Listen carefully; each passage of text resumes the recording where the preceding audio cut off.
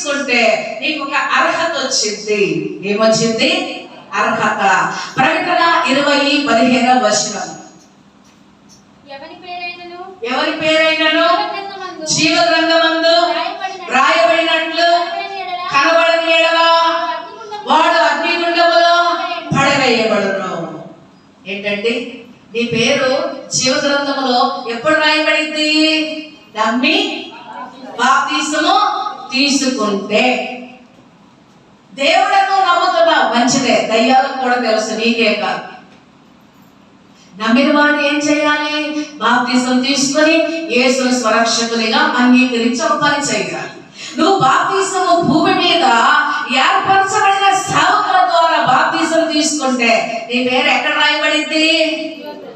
ఎక్కడ?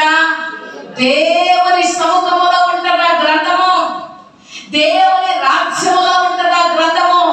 ఈ భూమి మీద ఒక పాపి మారు మనస్సు నిమిత్తమై పరలోకములో దేవదూతలు వేడుక చేసుకుంటారట, దేవుడు ఆనందిస్తాడట. ఎందుకంటే భూమి మీద ఫలానా నా బిడ్డ, ఫలానా నా కుమార్తె, నా కుమారుడు నన్ను అంగీకరించినారు, రాయండి పేరని దేవుడు చెప్తే దేవదూతలు జీవ గ్రంథములో నీ పేరు రాస్తారు. నువ్వు ఎప్పుడు ఎక్కడికి హక్కుదారివి? పరలోకానికా భూలోకానికా? ఎక్కడికి? పరలోకానికి హక్కుదారి అయిపోతావు.